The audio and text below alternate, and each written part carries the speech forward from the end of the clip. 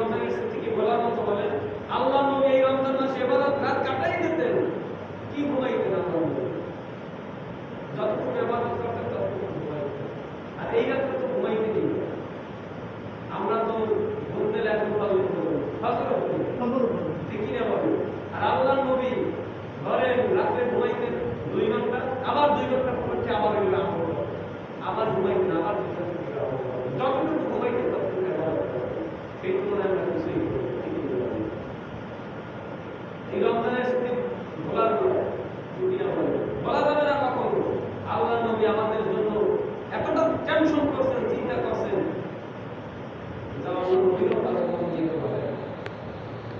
আমাদের জন্য আমাদের চিন্তা করেছেন, আমাকে সাথে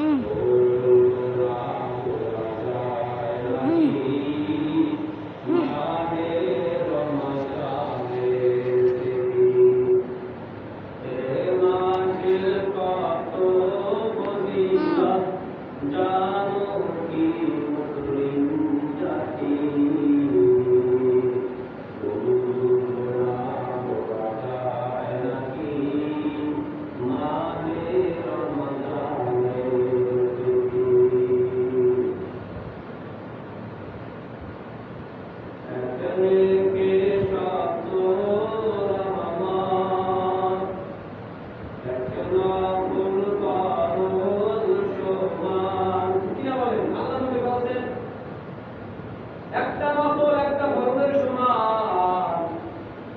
ক্যামেরা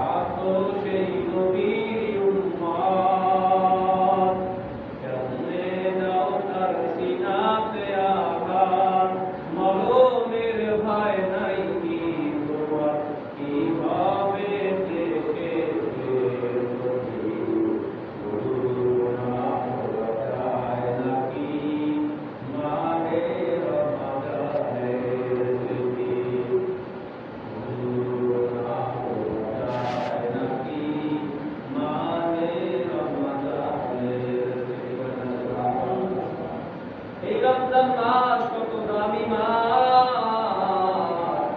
এই রমজান মাস যখনই প্রথম পড়ে প্রথম দিনে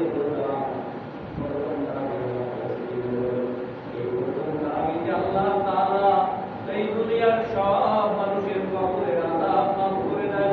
সুবহানাল্লাহ।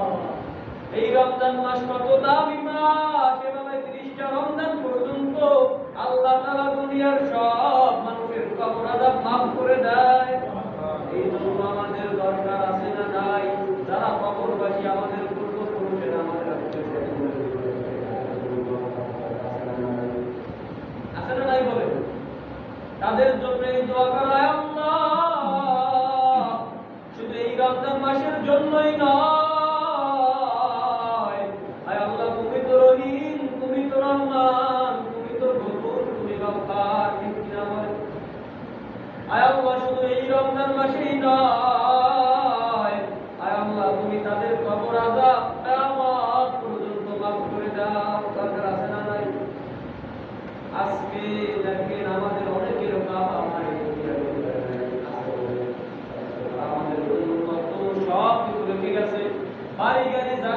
অট্টালিকা সব কিছু রেখে গেছে কবরে, কিন্তু কিছু নিয়ে যায় না।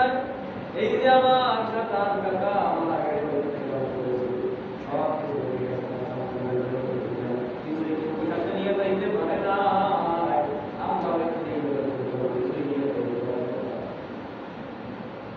আমরা একদিন চলে যাব, অতএব কি নিয়ে যাব অন্ধকার কবরে?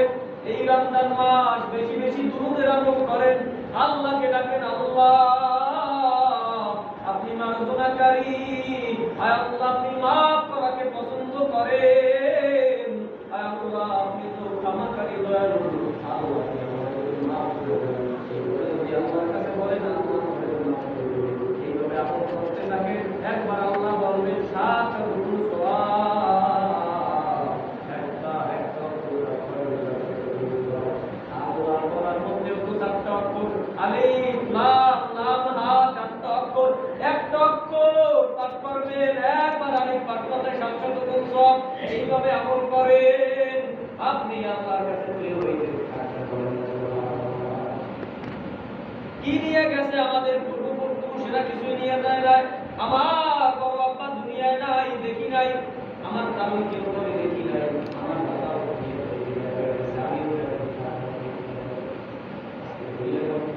তাদের মা আছে, বাবা আছে, দেখেন ঈদের সময় যাইয়া মায়ের কাছে পা ধরিয়া সালাম নেবে, ঠিক কিনা বলেন? কত আনন্দ। যার বাবা আছে বাবার কাছে যাইয়া আনন্দ নেবে, কিন্তু আজকে তার মা নাই, বাবা নাই, তারা তো মা বাবার কাছে যাইলে দোয়া দিতে পারে না।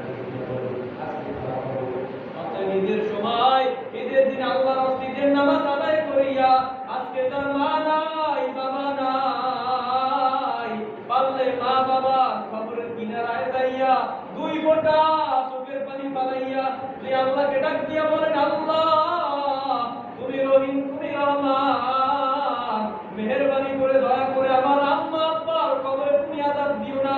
এইভাবে 2 ফোঁটা চোখের পানি পালাইয়া যদি আল্লাহকে ডাক দিয়া বলতে পারেন, আল্লাহ আপনার মা বাবার কবর আযাব মাফ করে নেবে। বলেন সুবহানাল্লাহ। দোয়া করবেন, আমার মা বাবা নাই, ঠিক কি বলেন? যাদের মা বাবা নাই দোয়া করবেন, ইনশাআল্লাহ আল্লাহ মাফ করবে। মা কত কষ্ট করেছেন আমাদের জন্য। ছোটবেলায় আমি বিছানায় যখন ছোট শিশু ছিলাম, প্রসাব করে দিতাম, আমার মা ওই ভিজা জায়গায় শুইয়া আমাকে শুকনা জায়গায় শুইয়ে দিতেন। বলেন না সুবহানাল্লাহ। কত কষ্ট করেছেন।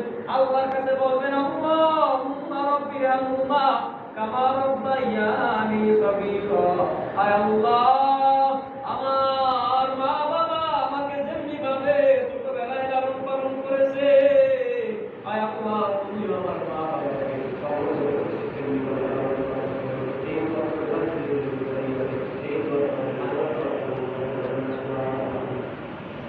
বাবা তার সন্তানের জন্য কত কষ্ট করে, ঠিক কিনা বলেন? দিন রাত্র পরিশ্রম করে, রিকশা চালায়, রিকশা চালাইয়া সন্তানের আবদার পূরণ করার জন্য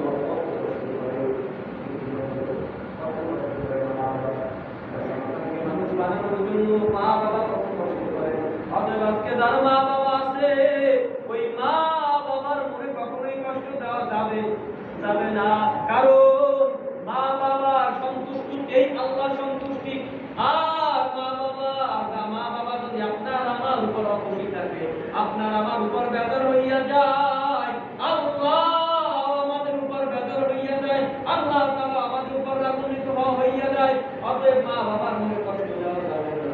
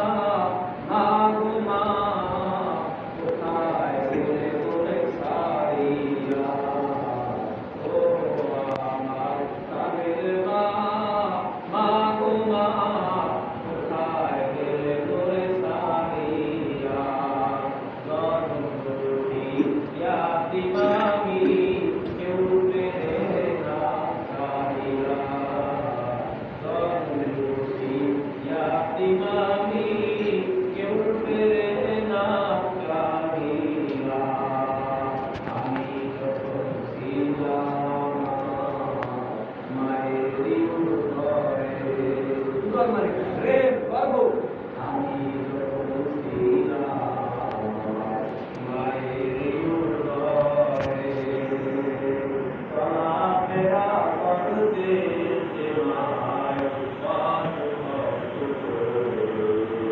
আমি যখন ছিলাম মায়ের উদরে কত চলাফেরা করলেন যে মায় কত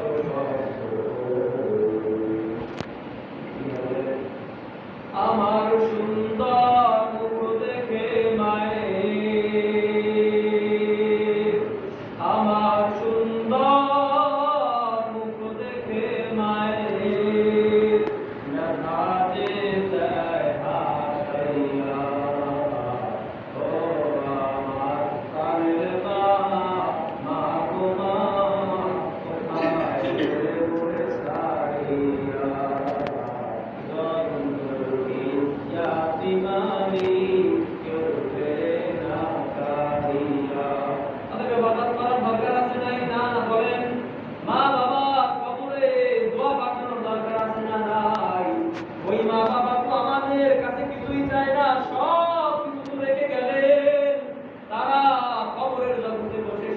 আমাদের কাছে এই আত্মনাদ করতে থাকে ও সন্তান আমি তোমাদের কাছে কিছুই চাই না শুধুমাত্র তোমাদের চোখের দুই ফোঁটা চোখের পানি পালাইয়া আল্লাহর কাছে দোয়া করো এই দোয়াটুকু আমি মা বাবা চাই